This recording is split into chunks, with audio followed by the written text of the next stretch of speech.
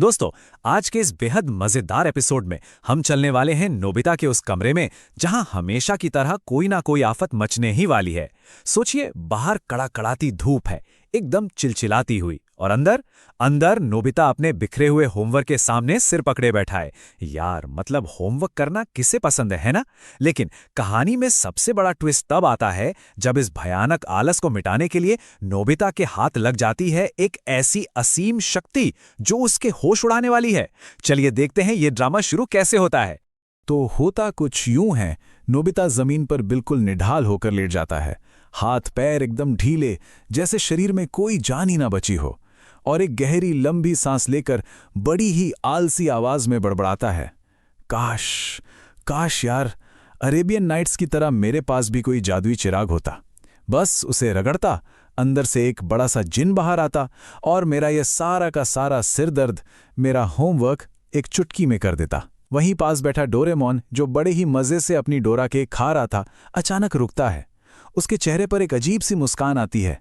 वो बिना कुछ सोचे अपनी जादुई जेब में हाथ डालता है और पूरी एक्साइटमेंट के साथ कहता है, अरे नोबिता, मेरे पास बिल्कुल वैसी ही एक चीज है। और जैसे ही डोरेमोन अपना हाथ बाहर निकालता है, नोबिता की आंखें फटी की फटी रह जाती हैं।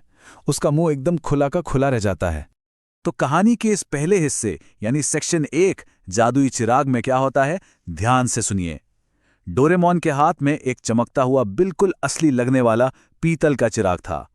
पूरे कमरे में उस चिराग की एक रहस्यमयी सी सुनहरी चमक फैल जाती है। नोबिता तो खुशी के मारे पागल हो जाता है। वो झपट कर उसे पकड़ना चाहता है, लेकिन डोरेमोन झट से हाथ पीछे खींच लेता है और उसे बड़ी ही गंभीरता से चेतावनी देता है, क्योंकि यार, ये कोई आम चिराग नहीं है जिसे बस रगड़ दिया और धुआं निकल आया। ये भविष्य की दुनिया का एक बेहद खतरनाक और अजीब गैजेट है। डोरेमोन बिल्कुल शांत होकर उसे समझाता है, नोबिता, ध्यान से सुनो, इसे कहते हैं जिन मैजिक लैंप। तुम्हें बस इस चिराग का मुंह किसी भी इंसान की तरफ करना है और जोर से उसका नाम पुकारना है। जैसे ही तुम उसका नाम लोगे ना, वो इंसान एक अजीब से सम्मोहन में चला जाएगा, बिल्कुल तुम्हारा गुलाम, तुम्हारा अपना जिन बन जाएगा। फिर तुम उसे जो भी हुक्म दोगे, वो एक रोबोट की तरह बिना कोई सवाल किए तब तक वो काम करता रहेगा जब तक कि वो काम पूरी तरह खत्म नहीं हो जाता। नोबिता ये सुनकर एकदम सन्न रह जाता है। उसके दिमाग की बत्तियां जलने लगती हैं। मतलब वो किसी को भी, हाँ, दुनिया के किसी भी इंसान को अपना नौकर बना सकता है। जब तक काम खत्म नहीं होता, सामने वाला इंसान एक मशीन की तरह बस काम करता रहेगा। बस फिर क्या था, नोबिता के चेहरे पर एक बेहद शातिर शैतानी मुस्कान तैर जाती है। उसकी आंखों में एक अजीब सी चमक आ जाती है, वो वाली चमक जो नोबिता की आंखों में तब आती है जब उसे कोई भयंकर खुराफात सूझती है। वो चिराग को अपने हाथ में गोल गोल घुमाता है, उसे निहारता है। डोरेमोन उसे रोकने की बहुत कोशिश करता है। वो घबराकर कहता है, नोबिता, इसका गलत इस्तेमाल बिल्कुल मत करना। लेकिन अब नोबिता कहाँ किसी की सुनने वाला है। वो बस मुस्कुराते हुए उस चिराग को घुरे जा रहा है।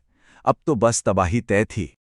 और यहीं से शुरू होता है हमारा सेक्शन 2, दोस्तों और परिवार का इस्तेमाल। नोबिता पूरे कॉन्फिडेंस के साथ कमरे के बीचों बीच आके तन कर खड़ा हो जाता है। अब जरा सोचिए, उसका सबसे पहला शिकार कौन होगा? अरे भाई, कोई और नहीं बल्कि खुद वो इंसान जिसने उसे ये खतरनाक गैजेट दिया था। नोबिता बिजली की फुर्ती से चिराग को डोरेमोन की तरफ तानता है और जोर से चिल्लाता है, ए जिन डोरेमोन, बाहर आ। और उसी पल अचानक डोरेमोन की आंखें एकदम सुन्न पड़ जाती हैं। उसकी आवाज एक रोबोट जैसी हो जाती है। क्या आपने मुझे बुलाया मेरे आका? नोबिता तुरंत हुक्म देता है कि मेरा पूरा कमरा साफ करो, और डोरेमोन बिना एक पल गवाए झाड़ू पोछा लेकर मशीन की तरह सफाई में जुट जाता है। इसके बाद नोबिता खुशी से उछलता हुआ सीढ़ियों से नीचे दौड़ता है। मॉम रसोई में काम कर रही हैं। वो चुपके से चिराग मॉम की तरफ तानता है और उन्हें इस चिलचिलाती धूप में बाजार से किराने का सामान लाने का हुक्म दे देता है।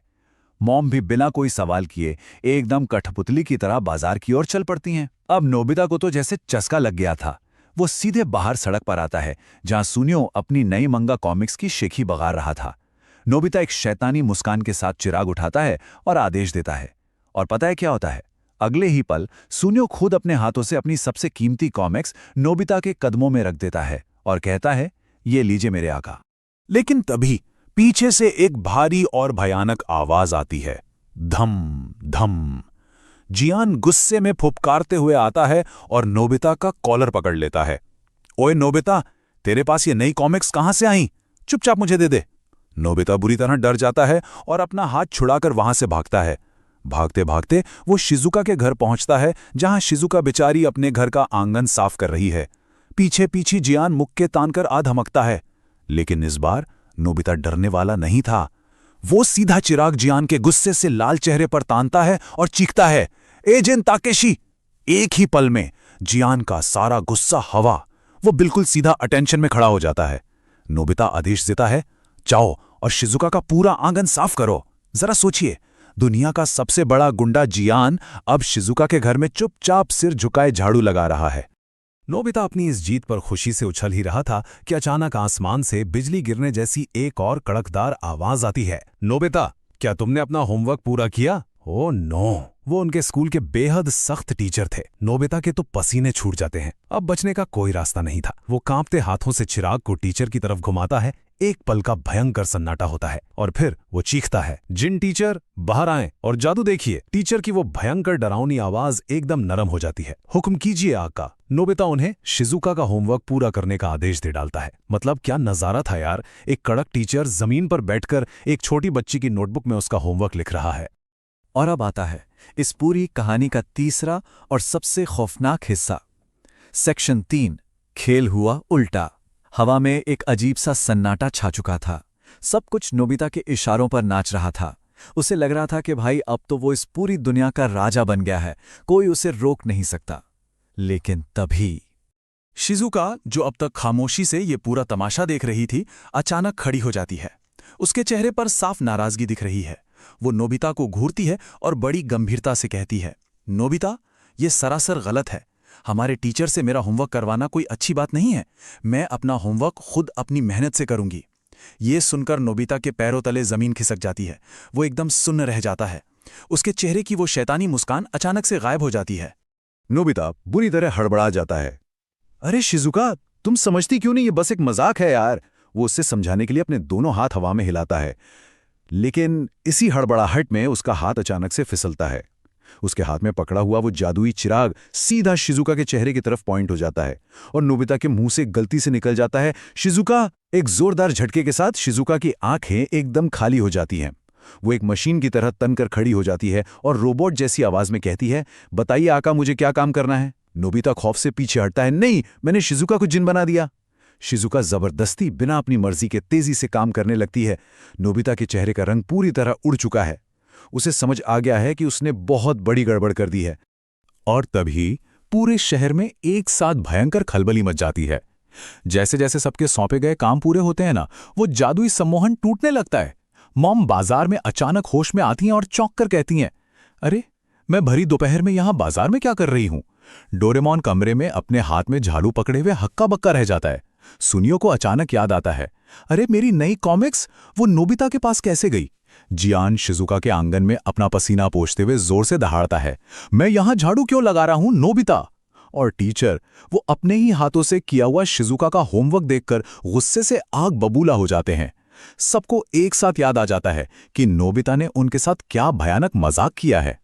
अब नोबिता, जो थोड़ी देर पहले आराम से एक राजा की तरह बैठा था, पसीने से तरबतर है। सड़क पर धूल का एक बहुत बड़ा गुबार उठता हुआ दिखाई देता है और उस धूल के पीछे से एक पूरी की पूरी गुस्से से भरी भीड़ नोबिता की तरफ दौड़ती नजर आती है।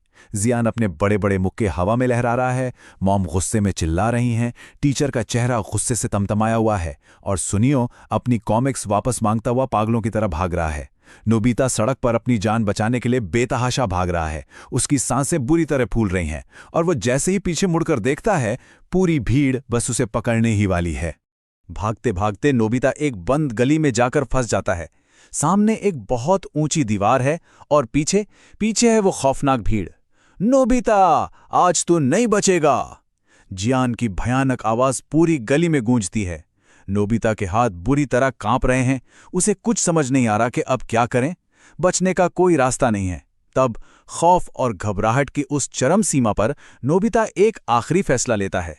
वो अपने कांपते हाथों से उस जादुई चिराग को मोड़ता है और सीधा अपने ही चेहरे पर तान देता है। वो अपनी आंखें जोर से मींचता है, एक लंबी सांस लेता है और अपनी पूरी ताकत से चीखता है, नोबिता! एक तेज हवा का झोंका आता है और पलक झपकते ही पूरी गली में एकदम सन्नाटा छा जाता है। जियान और बाकी सब भागते हुए वहां पहुंचते हैं, लेकिन नोबिता वहां है ही नहीं। जमीन पर सिर्फ वो पीतल का जादुई चिराग पड़ा है। नोबिता खुद अपना ही जिन बन गया है और अब वो उस चिराग के अंदर एक घुटन भरे घुप अंधेरे में फंस चुका है। वो अंदर से जोर जोर से चिल्ला रहा है, लेकिन बाहर किसी को उसकी आवाज नहीं आ रही। कुछ देर बाद डोरेमोन वहां आता है और उस चिराग को उठाता है। वो एक गहरी सांस लेता है, अपना सिर हिलाता है और चिराग को आदेश देता है कि नोबिता को बाहर निकालो। एक धुएं के साथ नोबिता बाहर गिरता है। उसके कपड़े धूल से सने हैं, उसका चेहरा एकदम पीला पड़ चुका है और वो पूरी तरह से पस्त होकर जमीन पर औंधे मुंह पड़ा रहता है। नोबिता जमीन पर औंधे मुंह पड़ा है, भारी भारी सांसें ले रहा है। डोरेमोन उसे बस एकटक देखे जा रहा है। चारों तरफ एक अजीब सी खामोशी छा जाती है। कोई कुछ नहीं बोलता, बस नोबिता की वो थकी हुई पस्त शक्ल नजर आती है। बाहर सूरज ढल रहा है, कमरे में हल्की सी पीली रोशनी आ रही है। क्या सच में एक दोपहर के होमवर्क से बचने के लिए इतना बड़ा बखेड़ा खड़ा करना जरूरी था? पता नहीं, लेकिन एक बात तो तय है कि नोबिता अब आगे से किसी जादुई चिराग को हाथ लगाने से पहले 100 बार सोचेगा। और इसी के साथ